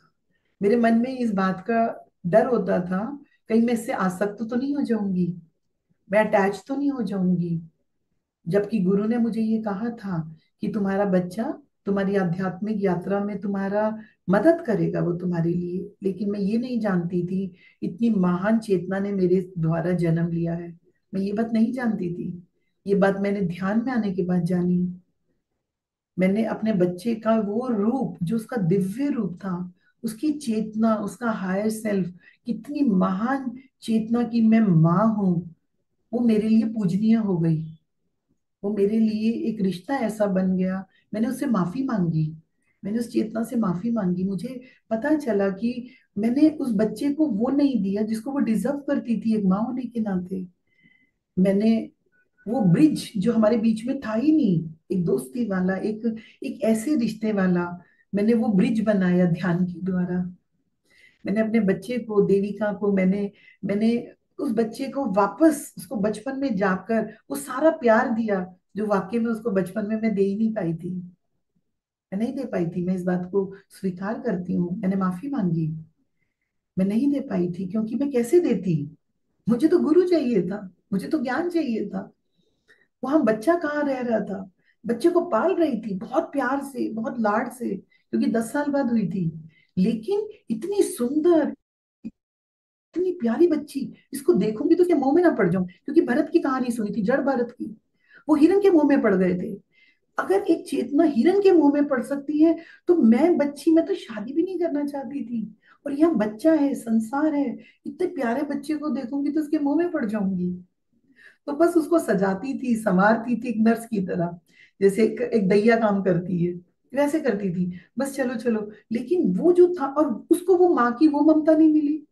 तो वो जो गैप था, a gap between that, the bond of the mother and the child, वो चीज नहीं। तो मैंने, और वो मुझे कई बार शेयर करती थी, मम्मा आपको देख के मैं डर क्यों जाती हूँ। मैंने कहा मुझे देख के तुम डर जाते हो बच्चे, लाइक दैट। तो मुझे लगा कि वो जो ब्रिज टूटा हुआ है, मैंने ध्यान में सोल को, देविका के सोल को बुला के, फिजिकली नहीं किया कुछ भी, फिजिकली नहीं किया। She was not ready to accept, she was not ready to accept. ध्यान में जाकर I make that, I just complete that bridge. और एक दिन जब ध्यान में देखा कि वो छोटी सी देविका, 5 साल की देविका ने आके मेरी उंगली पकड़ ली। She just came in my meditation and she hold my finger, और अब हम साथ में चल रहे हैं। What a beautiful scene I have seen. And तब मैंने ये देखा, फिजिकली देखा, हाँ मम्मा, मतलब I feel the change of the bond of the relationship. And slowly she said, no, you are my mom, you are not my friend, you are। नहीं नहीं बेटा, बड़ी होती चली गई देविका। बट आज मैं कह सकती हूँ कि मेरे और देविका के बीच में, इस 15 साल की ध्यान की यात्रा में, क्योंकि उसको जो ध्यान मिला, क्या एक वास्तव में जो बोलेंगे, हर रिलेशनशिप में मित्रता चाहिए। So she is my best friend, she is my best friend, and she feels कि यस मम्मा, आपके जैसा कोई हो नहीं सकता। शी फील्स कि मम्मा, यू लाइक, मतलब वो जो चीज होती है ना, जो एक एक स्पिरिचुअलिटी में हम समझते हैं एक दूसरे को। तो ये मुझे ध्यान ने दिया यार, ये मुझे मैं बोलना चाहती हूँ कि अहम ब्रह्मास्मि की स्थिति होने के बावजूद, ज्ञानी होने के बावजूद, वो जो ब्यूटी चीज की आई, वो जो पति पत्नी का संबंध था, मेरे पति पति हुआ करते थे, पति पति थे, मेरा और उनका संबंध पति पत्नी का संबंध था। और मन में, मेरे मन में उनके लिए वो प्यार, कितना प्यार करती हूँ उनको, जब उनको सत्संग ही पसंद नहीं था, मेरा गुरु ही पसंद नहीं था। आप समझ सकते हो एक औरत के मन में, जो तुम्हारा गुरु है उसको वो बोले कि क्या है ये, क्या ये सब नाटक है, क्या है, नहीं जाना। और जिनको पूरे ससुराल वालों ने, जैसे मीरा के ऊपर जो किया होगा, बस मुझे जहर नहीं दिया गया, जो घर से नहीं निकाला गया, बाकी सब जो हो सकता था वो हुआ। बस शॉर्ट में समझ लो, जो भी समझना है, जिस भी नारी तत्व को जो समझना है समझ लो। उसके बाद उन्होंने कबूल किया। अब ऐसा ऐसी चेतना, फिर बाद में क्या कर सकते हैं भाई, कुछ इलाज ही नहीं कर सकते, लेडीज का क्या इलाज करेंगे ना, पत्नी तो चाहिए सबको, तो क्या होगा फिर जो भी होगा। लेकिन यहाँ ब्यूटीफुल पार्ट जो मुझे मेडिटेशन ने दिया, तो मैं तो पत्री सर को कोटि कोटि नमन ये करूंगी, उन्होंने मेरा पति मुझे दोस्त के रूप में दे दिया। इससे ब्यूटीफुल चीज गिफ्ट पत्री सर ने जो मुझे दिया भाई, एक औरत होने के नाते भाई, संसार मिला वो तो सब है, लेकिन रहते तो हम 24 घंटे घर में है भाई। हम कोई भगोड़े नहीं है, हम कोई ऑरेंज कपड़े, हालांकि अभी भी ऑरेंज ही पहन रखा है। All well, I don't know this colour attract so much कि हमेशा मेरी अलमारी में orange, many many colours, but यहाँ पे पत्री सर को गुप्ता जी ने फर्स्ट टाइम, उनका कभी कोई गुरु नहीं था उनके मन में, एंड जैसे ही उन्होंने पत्री सर को देखा, इन लोगों की मीटिंग हुई और पत्री सर से मिले, तो भाई ये तो हो गए कि यही मेरा गुरु है एंड ऑल दैट। अब पत्री सर से गुप्ता जी का, मेरे पति का मिलना और उनके ध्यान के ऐसे अनुभव होना, पत्री सर की घर में आ सकते हैं पत्री सर, मेरा जीवन तड़पता था, मेरा गुरु घर नहीं आ सकता। पत्री सर को मैं बोलती थी शुरू में, 1 साल बाद आए हैं गुप्ता जी, मैं ध्यान में पहले आई हूँ, गुप्ता जी बाद में आए हैं। मैं पत्री सर को क्लास रखी है घर के कैलाशपति मंदिर में, क्लासेस सर की अरेंज करती थी, सर को दूर से कहती थी सर वो देखिए दूर से गए, लेकिन सर आप अंदर नहीं जा सकते, इजाजत नहीं है अंदर जाने की, वो बोलते हैं आप पता नहीं किसके चक्कर में हो, लाइक दैट दैट। पत्री सर मिले, ये खुश हो गए, अब पत्री सर घर पे आके ठहर रहे हैं, पूरी दिल्ली मेरे घर पर आ रही है। मतलब इससे ज्यादा आनंद मेरे लिए क्या हो सकता था। सारे प्रेमी मेरे ध्यान ही घर पे आ रहे हैं, ब्रह्म भोज चल रहा है, पत्री सर घर पे रुक रहे हैं, गुप्ता जी ने मान लिया, तो एक्चुअली में जो हमारी फैमिली थी, वो ध्यानी परिवार जो हो गया, देविका गुप्ता जी, मैं, तो मैं बोलती हूँ मेरा परिवार एक beautiful family, a beautiful spiritual family, ये ध्यान में आने के बाद हुई है। ध्यान में आने के बाद मेरा पति मुझे दोस्त के रूप में मिल गया, अब हमारा एक रास्ता था, अब हम हाथ पकड़ कर चल रहे थे। अब जो मजा आया इस यात्रा का, आप समझ सकते हो, जो भी मुझे इस समय सुन रहे हैं, अकेले चलते हैं तो जो मजा होता है, जब साथ चलते हैं तो क्या मजा होता है, और वो मजा क्या होता है जब पति और बच्चा सब साथ में हाथ पकड़कर एक ही दिशा की और एक ही उद्देश्य की और बस चल रहे होते हैं। ये तो मैंने सपना सोचा था कभी, ये तो मेरा सपना था। क्योंकि जब सत्संग में जाया करती थी, मैं तो घर से छुपती बचाती डर के लखनऊ जाया करती थी 2 दिन के लिए, झूठ बोल के मम्मी के घर रहने जा रही हूँ, मम्मी के घर रहने जा रही हूँ, लेकिन वहां से गुरुजी के पास चली गई, पता ना चल जाए किसी को, पता ना चल जाए, डांट पड़ेगी, गुस्सा हो जाएंगे। लेकिन आज खुल के उस हवा में तुम साथ में चल रहे हो, और तो उससे सुंदर क्या हो सकता है संसार में, निर्वाण, सब कुछ करते हुए, और फिर मतलब सब कुछ मिला मुझे, मतलब ध्यान से सुंदर कोई चीज हो नहीं सकती, ध्यान से ज्यादा कोई कीमियागिरी, जिसे कहते हैं ना कि कुंदन बनाने की जादू की छड़ी, एक पुल, एक ब्रिज, क्या हो सकता है। और पत्री सर ने ध्यान में क्या दिया, मैं क्या बोलूं क्या दिया, मैं क्या बोलूं, कहाँ से कहाँ चला गया जीवन, क्या मैं जानती थी मैं लेखिका हो सकती हूँ, अरे बाबा सोचा भी नहीं था।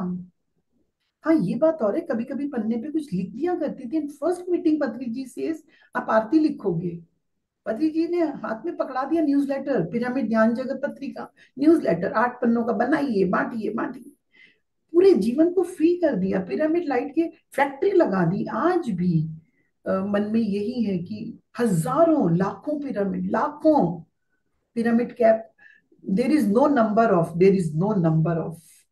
तो ये सब क्या हुआ, अगर पति तुम्हें सपोर्ट नहीं करेगा, पैसे नहीं देगा, तुम कैसे काम कर पाओगे, इजाजत नहीं देगा, तो घर बेकार है। मैंने घर में फैक्ट्री लगा दी पिरामिड बनाने की, मैंने 4 कारपेंटर्स को बुला के घर में तैयार करो हजारों पिरामिड, नारा लगा दिया तुम मुझे जमीन दो मैं तुम्हें पिरामिड दूंगी, फ्री में बांटा करती थी। अब हस्बैंड सपोर्ट नहीं करेगा तो एक औरत पैसा कहाँ से लाएगी, ये दिया मुझे ध्यान में। तो 360 degree angle support of my husband, the family, the financial, every kind of support की यस, अब मिलके चलेंगे, सोच के देखो मिलके चलेंगे, साथ चलेंगे, जितना लेना है ले लो। पति सर को बोलते हैं हम घर भेज देते हैं सर, अगर पिरामिड दिल्ली में बनाना इतना जरूरी है, जितना भी पैसा आएगा उसका पिरामिड बनाएंगे। सर ने कहा नहीं ऐसा सोच भी मत लेना, पृथ्वी सर ने कहा सोच भी मत लेना। एक समय एक लेडी ने ध्यान के लिए अपने हाथ की अंगूठी निकाल दी। हमारे सामने की बात है, दिल्ली में पत्री सर ने इतनी डांट लगाई, लेने वाले को भी और देने वाले को भी। सर ने बोला ये तरीका नहीं है, आपको ध्यान का प्रचार करना है, अपनी वस्तुओं का लेन देन नहीं करना, आपको घर का देना नहीं करना, कुछ नहीं, सिर्फ सिखाना है ध्यान को, सामने वाला कितना ले रहा है, कितना नहीं ले रहा है। तो पत्री सर ने आज हमें इस तरह का इस तरह का संसार दिया, एक सही तरीका बताया आध्यात्मिकता को फैलाने का भाई। आज पत्री सर ने the right meaning, how you can spread the meditation, learn meditation, practice meditation, teach meditation, spread meditation. Spread meditation के लिए घर बेचना जरूरी नहीं है, जेवर बेचना जरूरी नहीं है, वो तुम्हारी चीज है, तुम्हारे अपने पर्सनल उपभोग के लिए है, संसार का कार्य करने के लिए। सर ने कहा इंटेंशन रखो, सृष्टि करेगी। हमने तो बोला, सर ने कहा कि जितने पैसे वाले बैठे हैं, जितने सोसाइटी, सारे गुरु खुद आ जाएंगे, सब बनाएंगे पिरामिड। सोचने का बात नहीं है। सोचने का बात नहीं, इंटेंशन रखो बस। तो this was such a beautiful journey like this. तो यहाँ क्या रिलेशन बोलूं, पूरा परिवार, पूरी दुनिया मित्र हो गई यार, मित्र हो गई। मैम अमेजिंग जर्नी, बहुत मजा आ रहा है। और सुन के एक बार तो आईज वाटरी हो गई कि किस तरह से बिल्कुल बहुत ही ज्यादा इमोशंस के साथ मैं अटैच हो गई थी एक पल को। और बहुत ही मजा आ रहा है, अमेजिंग है। आपने शुरू में ही बोला कि जो मृत्यु एक शब्द है वो आपके जीवन में बहुत पहले से ही आ गया था, यूं हम्म। कहिए कि युवावर्ष से ही आ गया था। तो हमारे दर्शकों को आप बताना चाहेंगे कि क्या मृत्यु है क्या, क्योंकि लोग ज्यादा इसके बारे में बोलते ही नहीं है, कोई चर्चा ही नहीं होती, पर ये अटल सत्य भी है। या तो सब ये जानते तो है कि ये आएगी, पर ये है क्या? देखो, ये जीवन का सत्य है। सबसे पहले मैं ये बताना चाहूंगी, मृत्यु जीवन का सत्य है। जैसे जीवन सत्य है, वैसे मृत्यु भी सत्य है। सच से भागना कैसा? मृत्यु क्या है? It is a change of name and change of address. मृत्यु तुम्हारा नाम बदल देता है, तुम्हारा पता बदल देता है। मृत्यु तुम्हें एक परिवर्तन से लेके जाता है। मृत्यु एक प्रकार की, अब मान के चलो बच्चा है, बड़ा होगा ही होगा, बड़ा है, यौवनावस्था को प्राप्त करके वृद्धावस्था को प्राप्त होगा ही होगा। जो वृद्ध हुआ है वो मृत्यु को प्राप्त होगा ही होगा। तो मृत्यु क्या है? मृत्यु एक विच्छेद है शरीर का और जीवात्मा का। मान के चलो कि एक एक प्रकाश है, मान के चलो एक मोमबत्ती है, प्रकाश है, लौ है, अभी तक तुम्हें दिखाई दे रही है जब तक वो दिए के अंदर है, उसमें तेल मौजूद है। अब तेल खत्म हो गया, जोत बुझ जाएगी। मैं प्रश्न करती हूँ, जोत कहाँ से आई थी? जब माचिस की तीली से जल गई, जोत कहाँ चली गई? वो प्रकाश जो मोमबत्ती जलाने पर मोमबत्ती में प्रकट हुआ था, वो कहाँ से आया था? बुझने पर जो चला गया, वो कहाँ चला गया? बस यही है जीव आत्मा का शरीर में आना, यानी कि प्रकाश का जल जाना, चले जाना, मतलब अब शरीर से विच्छेद हो जाना। ये एक ऐसा सत्य है। तो मृत्यु को बस ये समझो अभी। अब इनको ऐसे अगर हम समझते हैं कि, अगर मैं साइंटिफिक भाषा में इसको बोलूंगी तो ये बोलूंगी कि जैसे हमारा ये भौतिक शरीर होता है, वैसे हमारा एक सूक्ष्म शरीर होता है। मृत्यु जैसे हम अपने स्वप्न अवस्था में सिल्वर कॉर्ड के द्वारा हम बंधे हुए होते हैं। तो ये टर्म्स तुम लोगों ने सुनी हुई है, ये टर्म्स तुम लोग जानते हो, लेकिन सब नहीं जानते मृत्यु का सत्य। जो मृत्यु है, जो अब यहाँ पे मैं इस चीज को पूरा इलैबोरेट करके आपको बताऊंगी। जैसे बच्चा जन्म लेता है माँ के द्वारा, माँ से कैसे जुड़ा हुआ होता है बच्चा? अपनी नाल के द्वारा, गर्भ की जो नाल होती है, जो माँ की और बच्चे के बीच में उसको जोड़ देती है आपस में। वैसे ही जो हमारा भौतिक शरीर होता है, वो सिल्वर कॉर्ड के द्वारा जुड़ा हुआ होता है। जब तक तुम शरीर में हो, तब तक तुम उस सिल्वर कॉर्ड से जुड़े हुए हो, और वही तुमको स्वप्न अवस्था में दूर तक लेकर जाता है, देशों तक ले जाता है, ब्रह्मांड में जहां मर्जी तक ले जाता है। लेकिन जब मृत्यु होती है, वो सिल्वर कॉर्ड से आपका संबंध विच्छेद कट हो जाता है। अब आपका शरीर जमीन पे पड़ा हुआ रह जाता है, लाश के रूप में, डेड बॉडी के रूप में। और जो वो चेतना, वो प्रकाश, जो जीवात्मा होती है, वो निकल जाती है अपनी आगे की यात्रा के लिए। तो इसको मृत्यु कहते हैं, शरीर का और जीवात्मा का संबंध विच्छेद। ठीक है।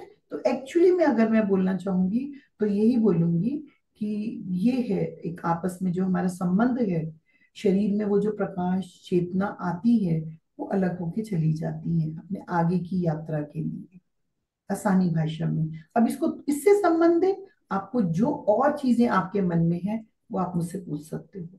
बताइए। जी जी जी। जैसे कि आपने कहा कि अगर मैं आसान भाषा में ऐसे कहूं कि जब हम एस्ट्रल ट्रैवल करते हैं तो वो हम्म, कॉर्ड जुड़ी रहती है और उस हाँ, कॉर्ड से हम शरीर में वापस आ जाते हैं। बिल्कुल बट जब बिल्कुल। मृत्यु हो जाती है तो एस्ट्रल ट्रैवल होता है विदाउट अ कॉर्ड। वो यस। उस बॉडी में वापस नहीं आते, वो वापस है नहीं ना, आएगी, अब वो अपने स्थान की ओर, अपने सूक्ष्म लोक की ओर आगे अपने की। कर्मानुसार जी वो गति करके उस स्थान पर चली जाती है मृत्यु के समय। हम ये कह सकते हैं, और मैं ये यहाँ पे मृत्यु के बारे में अगर करें, मैं बोलना चाहूंगी प्रत्येक व्यक्ति को मृत्यु का ज्ञान होना चाहिए, प्रत्येक व्यक्ति को मृत्यु का ज्ञान होना चाहिए, क्योंकि यही वो ज्ञान है कि मतलब ये एक इस तरह की मृत्यु को अगर मैं देखती हूँ, तो मैं ये कहती हूँ कि इसके बिना आप ये नहीं पाओगे कि आप में विजडम है। अगर एक ज्ञानी व्यक्ति ये कहता है कि मुझे ज्ञान है, मैं आत्मज्ञानी हूँ, लेकिन वो मृत्यु के सत्य नहीं जानता, मैं बोलूंगी नहीं, वो पूर्ण ज्ञानी नहीं है। ज्ञान का भी इसने एक बहुत बड़ा पार्ट मिसिंग है। अगर आर्ट ऑफ लिविंग है तो आर्ट ऑफ डाइंग होना चाहिए, आर्ट ऑफ डाइंग जरूर होना चाहिए। ये कला है, ये एक ऐसा ज्ञान है कि जिस, अब आप सोच के देखो, अगर मुझे डेथ के बारे में वो ज्ञान पता ना होता, तो जब मेरे पिता को मृत्यु हुई होती, तो मैंने कितनी सहजता के साथ लिया। मैंने जो उस मृत्यु को, जो मैं पाठ को पढ़ना चाहती थी, देखना चाहती थी, उन चीजों को मैं रूबरू इतनी शांत रूप में कैसे कर पाई, क्योंकि मेरे अंदर वो विजडम आ चुकी थी। जब तुम्हें, मान के चलो, एक अंधेरे कमरे में तुम हो और तुम्हें नहीं पता उस अंधेरे, तो तुम उस अंधेरे से डरोगे, तुम नहीं जाओगे, तुम घबराओगे, तुम। और इस शब्द को छुपा कर रखा गया है संसार में। अगर हम देखते हैं, नहीं नहीं बच्चे, मृत्यु की बात नहीं कर रहा, नहीं नहीं, मम्मी कल को पापा की डेथ हो गई तो नहीं नहीं नहीं नहीं बेटा, ओहो, पापा के लिए ऐसे सोचा, ऐसे बोला, अरे बाबा ये तो निश्चित है ना, जो आया है वो तो जाएगा। तो मैं बोलती हूँ इस टॉपिक के बारे में ज्ञान होना चाहिए, पता होना चाहिए। जैसे ही आपकी चेतना में मृत्यु शब्द आ जाता है और मृत्यु पता चल जाती है कि तुम अमर हो, तुम्हारा रूप अमर है, तुम सदा के लिए हो। कोई भी मरना नहीं चाहता है ना, इसी बात का तो डर होता है वो चले ना जाए। तो मैं कहती हूँ उसका सामना क्यों नहीं कर लेते, तुम मरना नहीं चाहते, वाकई में ये सची तो है, तुम मरते तो हो ही नहीं। बार बार इस शब्द का नाम इसलिए नहीं लिया जाता क्योंकि ये शब्द डराने वाला है, ये शब्द जुदाई वाला है, ये अलग करने वाला है। लेकिन क्या हम अलग हो जाते हैं? क्या मृत्यु हमें अलग कर पाती है? नहीं। मैं अपने पिता से आज भी, कहे कोई कहे कि जुदाई हो गई, तो मैं बोलूंगी हाँ, आंखों से नजर नहीं आते, आंखों से नजर नहीं आते, चर्म चक्षुओं से नजर नहीं आते, दिव्य चक्षुओं से तो जब देखना चाहूंगी। वो जहाँ पे है उन्हें देख सकती हूँ और देखती भी हूँ, उनकी चेतना ने कितना विकास कर लिया ये भी देख सकती हूँ, अभी वो कौन से रूप में है ये भी देख सकती हूँ। तो लाइक दिस, तो मैं समझती हूँ कि इस ज्ञान को, इस विजडम को, मृत्यु को, सबको जानना बहुत बहुत जरूरी है। जी। तो मतलब मृत्यु से भयभीत बिल्कुल नहीं रहे, ना हो, और मृत्यु के बारे में चर्चा तो होनी ही चाहिए, उसके बारे में ज्ञान आना ही चाहिए। बहुत ही अच्छा मैम। मैम, मृत्यु जब हो जाए तो उसके आगे की यात्रा के लिए सभी अपरिचित होते हैं, उसके बाद क्या होगा, हमारी आत्मा कौन कौन से पड़ाव से गुजरेगी, तो इसके बारे में थोड़ा सा आप प्रकाश डालिए प्लीज। मृत्यु के पश्चात क्या होगा, और मृत्यु के बाद कौन कौन से पड़ाव से गुजरना पड़ेगा, इसका उत्तर जानने के लिए ये समझ लो कि सबसे पहले, जैसे मैं बोल रही हूँ, ये ज्ञान होना जरूरी है, बहुत जरूरी है। और मृत्यु के पश्चात ये होता है कि तुम्हारे जो भी, एक एक स्टेप में बताऊंगी।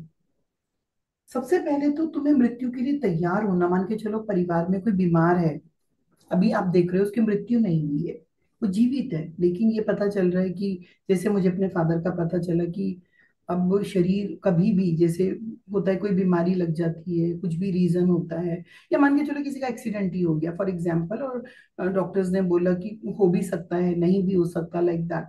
तो यहाँ पे मैं दो तीन चीजें बोलूंगी कि एज अ मुझे तो कई बार लगता है कि एम्बेसडर ऑफ वो नहीं होता, डेथ होता है, लाइक दैट। तो आई फील लाइक दैट। तो मैं ये सोचती हूँ कि जो भी व्यक्ति मृत्यु के करीब हैं, उनको निश्चित रूप से आत्मा का ज्ञान देना चाहिए और बताना चाहिए इस बारे में। अब यहाँ पे मृत्यु हो ही गई, तो मृत्यु की जो पड़ाव हैं, मैं दो स्थितियां बताती हूँ। मृत्यु के पड़ाव को जीते जी जान लेने से होता क्या है, अगर इस पड़ाव को, ये बहुत अच्छा लग रहा है मुझे प्रश्न तुम लोग पूछ रहे हो, मैं तो चाहूंगी इसको स्प्रेड करना, इतना स्प्रेड करना। यहाँ पर अगर एक चेतना को मृत्यु के पश्चात का जीवन पता चल जाता है, नंबर वन फायदा क्या होता है, जब उसकी अंतिम घड़ी आती है वो बहुत इजीली अपनी बॉडी को वेकेट कर सकता है। इस पॉइंट को नोट करो। वो कहते जी। हैं जब मृत्यु होती है तो हजारों बिच्छुओं का डंक लगता है, उतनी पीड़ा होती है, क्योंकि अब जीवात्मा जो आसक्त है, जो मोह में बंधी हुई है, उसको निकलना है। वो चाहती है बॉडी में ही रहूं, वो चाहती है मैं इसी में ही जुड़ कर रहूं, ये मेरा पूरा परिवार, मेरा घर। अब उसको खींच के पकड़ के, जबरदस्ती टान कर पकड़ के लेके जाना है, क्योंकि मृत्यु का समय आ गया है। सोच के देखो। और एक व्यक्ति जो मृत्यु को जान गया है, आज मल त्याग करने में क्या होता है, आज स्नान करने में कितनी देर लगती है, आज एक कमरे से दूसरे कमरे में जाने में कितना समय लगता है, उसके लिए मृत्यु एक खेल बन जाएगी। उसके लिए मृत्यु बस इतना हो जाएगा, एक घटना है जो घट जाएगी, और वो अपने साक्षी पने में मृत्यु को चला जाएगा। अब मृत्यु के समय की बाद की जो स्थितियां हैं, ये इस बात पे निर्भर करती है आपने इस लाइफ टाइम में अपनी आत्मिक स्थिति कितनी बना ली, अपनी आत्मिक स्थिति कितनी बना ली। It depends upon that. अब हम अलग अलग मृत्युओं को देखते हैं।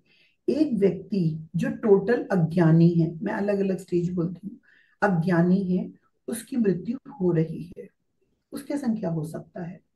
जो ऐसा व्यक्ति है जो मृत्यु के बारे में कुछ भी नहीं जानता, उसके लिए मृत्यु से बिल्कुल अपरिचित है, उसके संग क्या होता है जब वो प्राण उसका छूट रहा होता है। और कहते हैं प्रत्येक जीवात्मा को लेने के लिए एक कुछ पल के लिए प्रकाश आता ही आता है, आता ही आता है। अब ऐसे में क्या होता है, जो व्यक्ति ये नहीं जान पा रहा मेरा शरीर, मैं मर चुका हूं। आप लोगों ने कई किस्से सुने होंगे, घर वालों को जी। नजर आ रहा है घर वालों को वो नजर आ रहा है, वो इधर है इधर है, वो शरीर से तो बाहर आ गया, लेकिन अभी क्योंकि वो मृत्यु नहीं जानता, तो वो घूमना शुरू करता है, उसका जो सूक्ष्म शरीर है इधर उधर घूमना शुरू करता है, वो तैरता रहता है, हवा मंडल में तैर रहा है, इधर तैर रहा है उधर तैर रहा है। अब वो घर वालों से बात करना चाह रहा है, वो संपर्क बनाना चाह रहा है, अरे मैं हूँ, मुझे देखो, मुझे जानो, लेकिन अभी वो फिजिकल फॉर्म में नजर नहीं आ रहा। तो ऐसे शरीर छूटने के बाद जिसको ज्ञान नहीं होता, वो इधर उधर चेतना भटकती है।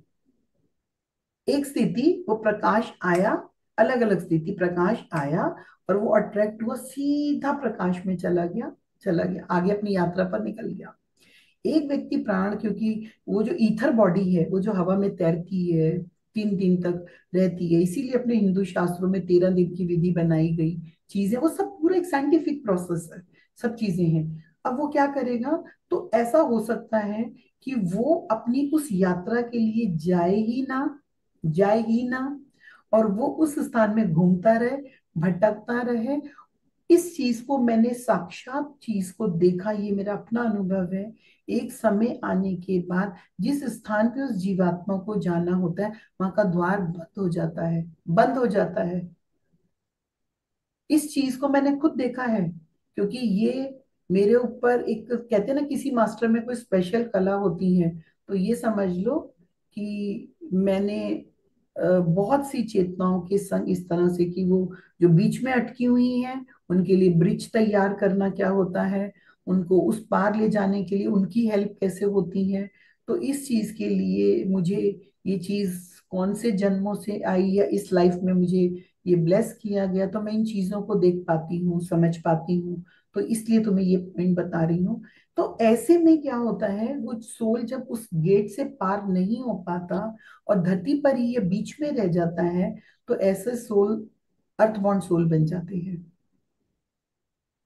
अर्थ बॉन्ड सोल ओके। बन जाते हैं, जो कि धरती में रहते हुए धरती के नहीं है, ना आकाश के हैं, ना कहीं है। इस समय हमारी धरती पर ऐसे जितने मनुष्य रहते हैं उससे दुगने चेतनाएं, आत्माएं, भूत प्रेत या तुम जो भी उन्हें नाम देना चाहो, वो संसार में फैली हुई हैं। अब एक ऐसे व्यक्ति की मृत्यु होती है जो कि एक नॉर्मल है, मृत्यु हुई, उसको लेने के लिए उसके परिवार के लोग आते हैं। उसके परिवार के लोग आते हैं, मैंने इस चीज को देखा। मान के चलो मैं घर में फैमिली में किसी की डेथ के सीन पे गई हूँ, तो मैंने देखा उसको लेने के लिए कौन आया है। तो मैंने घर वालों को आश्वस्त किया कि घबराने की बात नहीं है, आ गए हैं उनको लेने के लिए और वो सही द्वार पे जा रहे हैं, चले जाएंगे। इसका मतलब क्या है कि मृत्यु की जब मृत्यु होती है और जब सूक्ष्म लोक में वो जीवात्मा प्रवेश करती है, तो उनके अपने परिवार के या उनकी जो सोल फैमिली है उनके लेने के लिए परिवार के जन, कोई भी आ सकता है, उनकी कोई फैमिली का या कैसे करके। अब एक चेतना जो इनलाइटेड मास्टर्स है, जो ज्ञानी चेतना है, जब उसकी मृत्यु हुई तब क्या हुआ, तब ये देखा लेने के लिए गुरु आता है। लेने के लिए गुरु आता है। फिर ये देखा कि तुम्हारी गुरु मंडली है, मान के चलो कई गुरु हैं, गॉड्स हैं इस तरह की, तो उनके जाने के रास्ते सबके विभिन्न हैं। आप अगर ये कहते हो सूक्ष्म जगत है, तो यहाँ पे ये बोलूंगी सूक्ष्म जगत की फ्रीक्वेंसीज हैं, the different vibrations and the different frequency of the astral plane. तो according to your karma, according to your vibration और according to your that moment की आप मृत्यु के समय आपकी चेतना किस वाइब्रेशन पे वाइब्रेट करती है, क्या क्या आपका कर्मा था, क्या था, उसके अकॉर्डिंगली वो मार्ग की और आप गति कर लोगे। उस तरह से आप चले जाओगे सहजता के संग, उसमें कुछ भी रुकावट नहीं आएगी और आप चलते चले जाओगे। और फिर यहाँ पे जो विभिन्न अवस्थाएं हैं वो यही अवस्थाएं होती हैं मृत्यु के समय की। जैसे कहते हैं सबसे पहले दिल की धड़कन बंद होती है, अगर मैं फिजिकल डेथ देखती हूँ तो सबसे पहले बोलेंगे भौतिक जी। शरीर की मृत्यु। This is called the first death, जब आपकी मृत्यु भौतिक शरीर की होती है।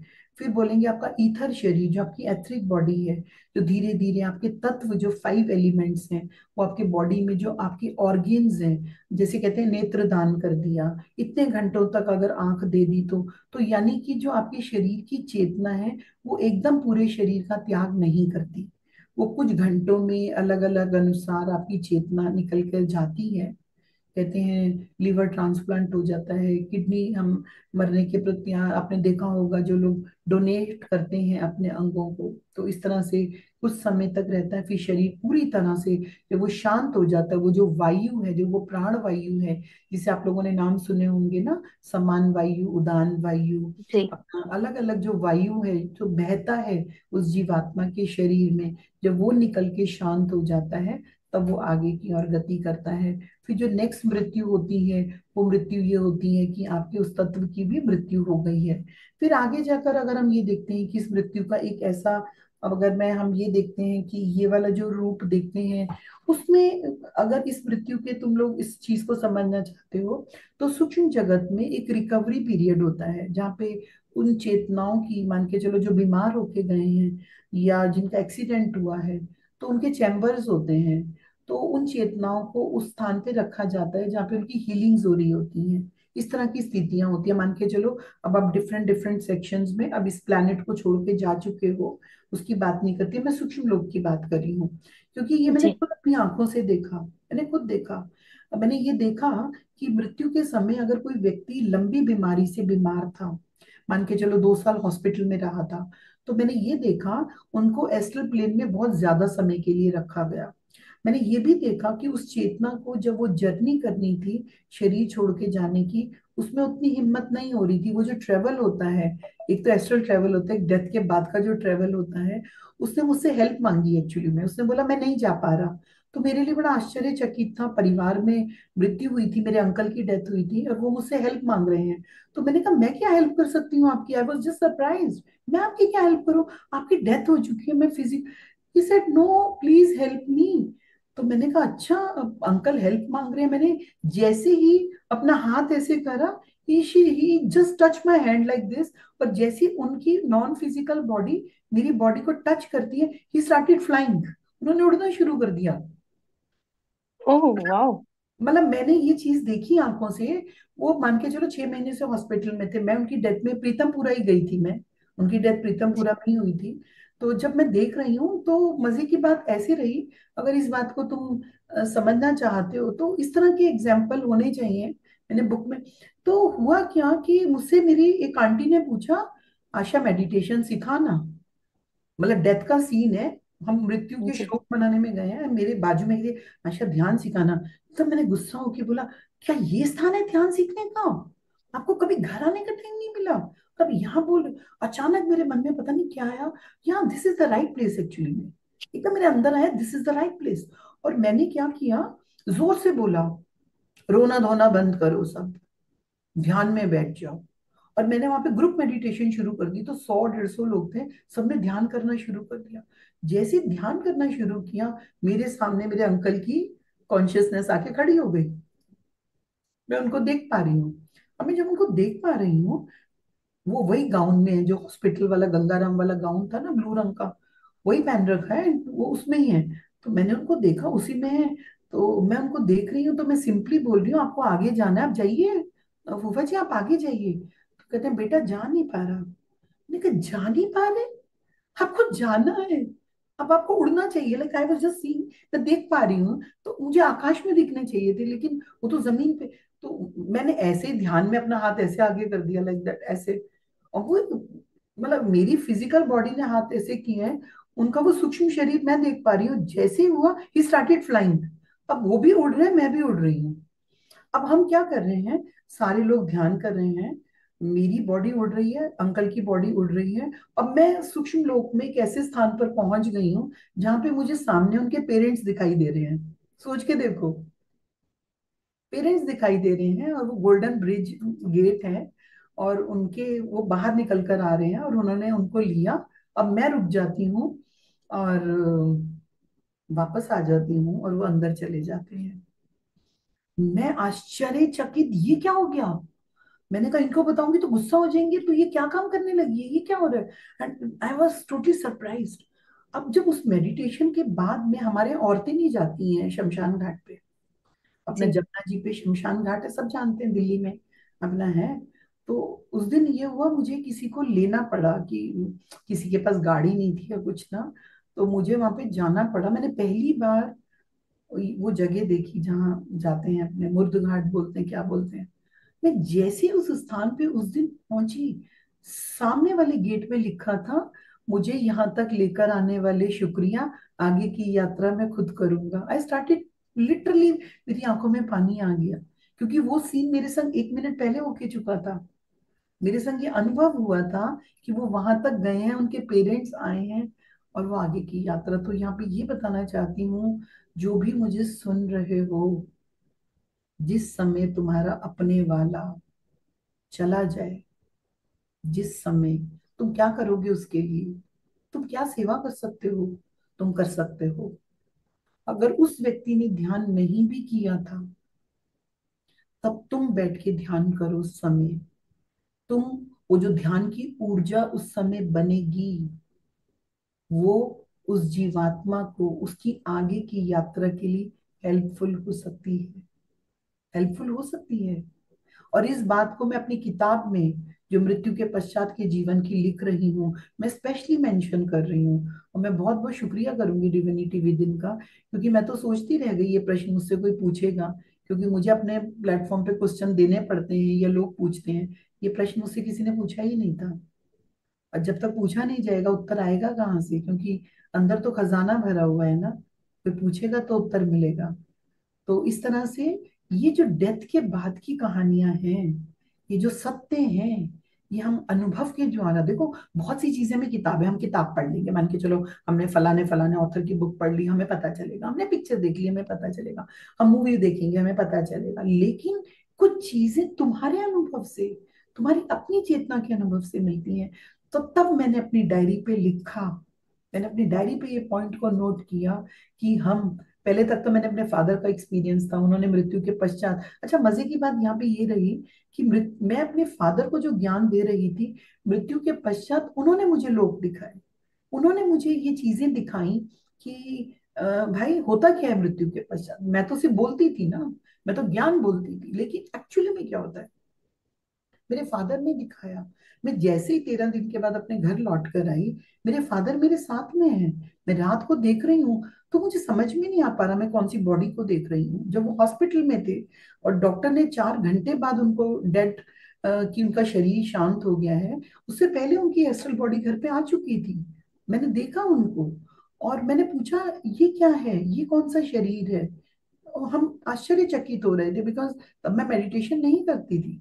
उन्होंने मुझे बताया कि जब मैंने उनके छाया शरीर को देखा, उन्होंने मुझे बताया, तो मैंने कहा इधर क्यों आए हो, इधर क्यों आए हो पापा, आपको तो आत्मा का ज्ञान सुनाया था, क्या आप मुझसे अटैच हो गए हो, मुझसे अटैच मत हो, मुझे कभी नजर मत आना, सीधे उसी स्थान पे चले जाओ। आप सोच के देखो, यदि मैंने ये प्रश्न उस आत्मा को नहीं दिया तो आज मेरे फादर किस स्थिति में होते।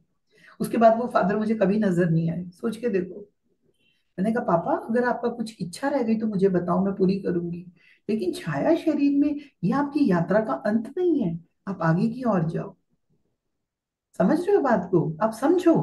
कितने लोग मैं देखती हूँ मृत्यु के पश्चात अपने परिवार वाले लोगों की फोटोएं लगा लेते हैं।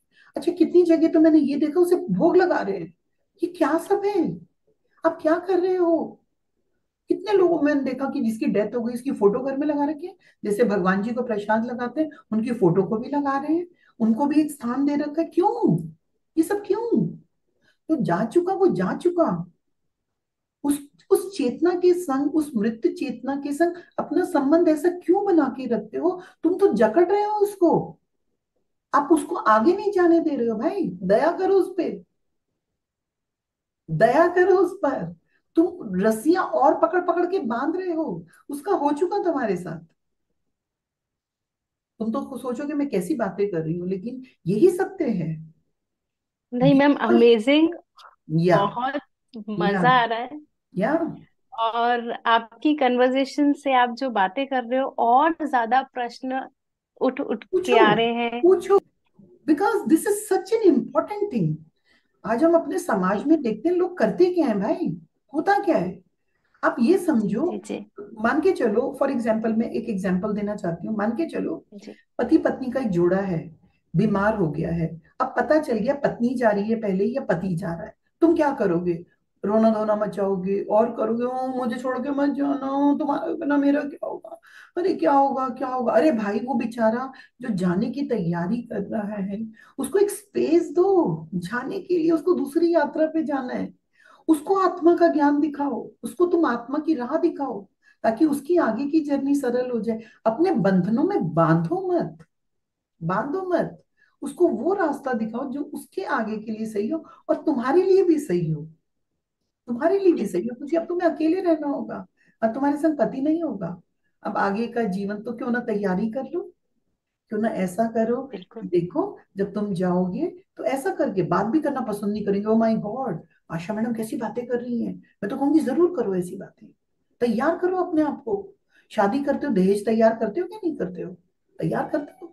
क्यों दहेज तैयार करते हो, क्योंकि पता है वो बेटी साथ लेके जाएगी। तो जो जिसको जाना है क्या वो ये ज्ञान साथ नहीं लेके जाएगा, ये ज्ञान मृत्यु तुमसे अलग नहीं कर सकती, ये ब्रह्म ज्ञान, ये आत्मा का ज्ञान, ये मृत्यु का ज्ञान, तुम जिस भी तल पर जाओगे ये तुम्हारे साथ रहेगा। This is your intellectual body, आपकी इंटेलेक्चुअल बॉडी में ये ज्ञान जा रहा है, यही है जो सदा सदा के लिए रहेगा, यही है जो तुम्हारी चेतना को, तुमने कितने जन्म लिए हैं, 100 जन्म, 200 जन्म, 300 जन्म, अगर ये ज्ञान तुम्हें हो गया, तुम सीधे मुक्ति की तरफ उसके अनुसार अपनी आगे की यात्रा करने के लिए तैयार हो जाओगे।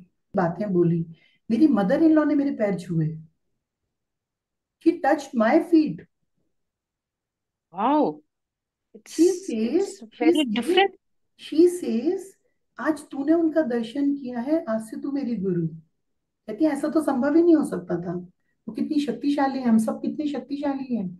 हम जो चाहते हैं, जैसा चाहते हैं, उस चीज का इंतजार करते हैं। हम सब जानते हैं भीष्म पितामह ने दक्षायन में शरीर का नहीं त्याग करना था। उन्होंने पूछा उत्तरायण आने में कितना समय लगेगा, उन्होंने कहा अभी तो 10 दिन है, 15 दिन है, ऐसा करके बोलते हैं। उन्होंने वो वाणों की शैया पे अपने शरीर को इतने समय तक रोक कर रखा।